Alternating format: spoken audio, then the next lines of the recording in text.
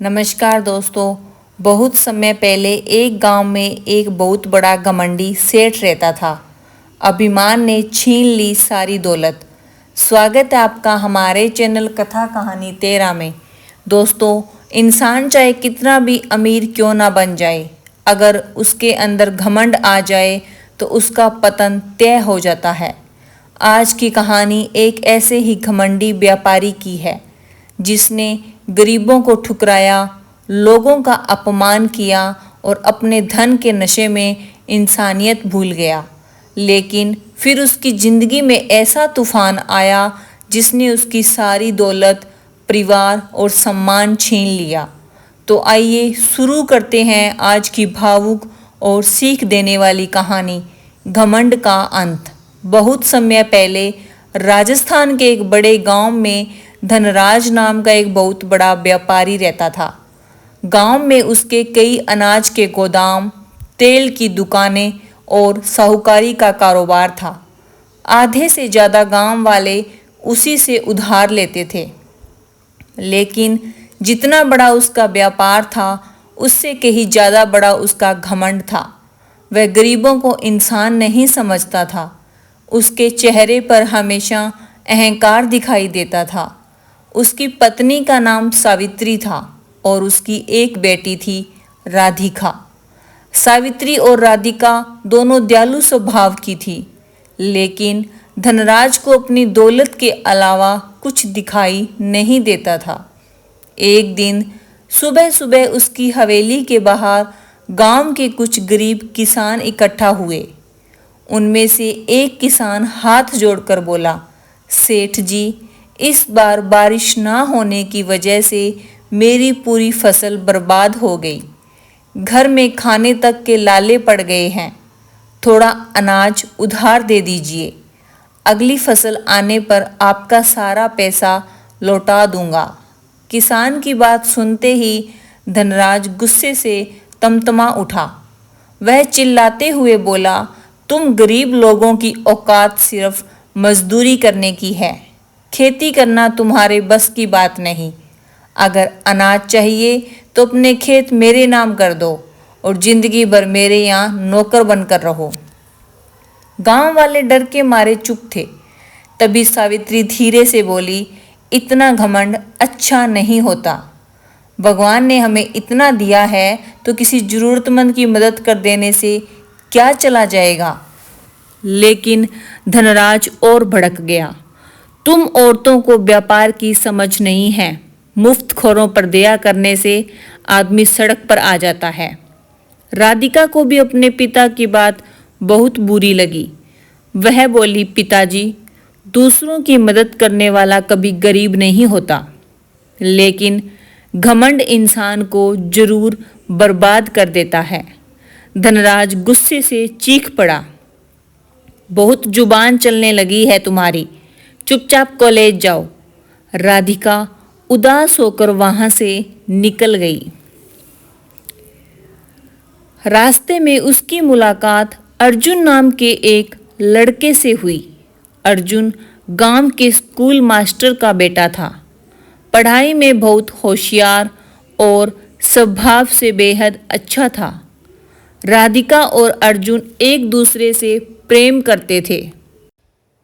राधिका ने दुखी होकर कहा, मुझे अपने पिताजी का व्यवहार बिल्कुल पसंद नहीं। उन्हें अपनी दौलत पर बहुत घमंड है।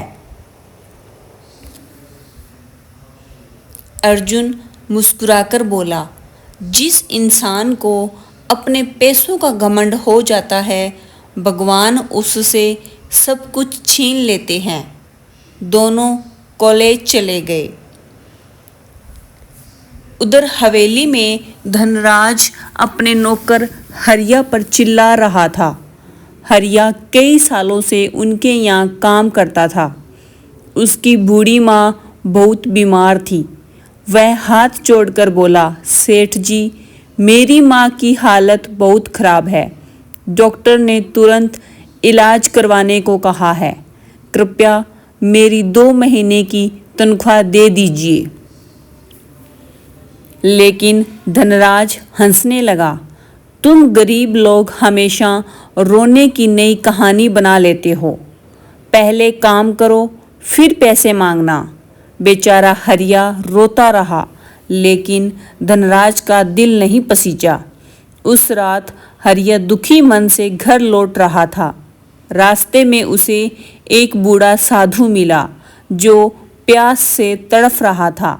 बेटा, थोड़ा पानी पिला दे। हरिया तुरंत दौड़कर पानी ले आया और साधु को पिला दिया। साधु उसकी सेवा से बहुत खुश हुआ। उसने अपनी झोली से एक जड़ी निकाली और कहा, इसे अपनी माँ को खिला देना। भगवान चाहेगा तो वह ठीक हो जाएगी। हरिया ने वैसा ही किया। कुछ ही देर में उसकी माँ की तबीयत सुधरने लगी। हरिया खुशी से रो पड़ा। अगले दिन जब उसने यह बात धनराज को बताई तो वह जोर जोर से हंसने लगा। कितनी झूठी कहानियां बनाते हो तुम लोग। तभी वही साधु हवेली के बाहर आ गया और बोला, मालिक, बहुत भूखा हूँ, थोड़ा भोजन मिल जाता तो बड़ी कृपा होती। लेकिन धनराज चिल्लाया, भाग यहाँ से, मेरी हवेली के सामने भिखारी अच्छे नहीं लगते। साधु शांत स्वर में बोला, अहंकार इंसान की सबसे बड़ी दुश्मन होता है। याद रखना, जिस दौलत पर तुम्हें घमंड है वही एक दिन तुम्हारे विनाश का कारण बनेगी। यह कहकर साधु वहाँ से चला गया। धीरे धीरे धनराज का लालच बढ़ता गया। उसने ज़्यादा कमाई के लिए अनाज और तेल में मिलावट शुरू कर दी। कुछ महीनों बाद गांव वालों को सच्चाई पता चल गई। सभी ने उसकी दुकान से सामान लेना बंद कर दिया। अब धनराज का व्यापार ठप होने लगा। उधर राधिका अपने पिता के व्यवहार से परेशान रहती थी। अर्जुन ने शहर में कपड़ों का छोटा व्यापार शुरू करने का सपना देखा था, लेकिन उसके पास पैसे नहीं थे।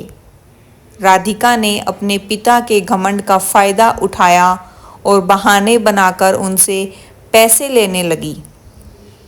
कुछ ही समय में अर्जुन का व्यापार बहुत अच्छा चल पड़ा। इधर धनराज कर्ज में डूबता जा रहा था। सूदखोर रोज उसके दरवाजे पर आने लगे। फिर एक दिन उसने राधिका की शादी एक अमीर घर में तय कर दी, लेकिन राधिका किसी और से प्यार करती थी। वह बोली, मैं अर्जुन से शादी करूंगी। धनराज गुस्से से आग बबूला हो गया। अगर तुमने मेरी बात नहीं मानी तो मैं तुम्हें इस घर से निकाल दूंगा। उस रात राधिका घर छोड़कर अर्जुन के पास चली गई। सावित्री भी अपनी बेटी के साथ चली गई। कुछ ही दिनों बाद कर्जदार पुलिस लेकर धनराज की हवेली पहुंच गए।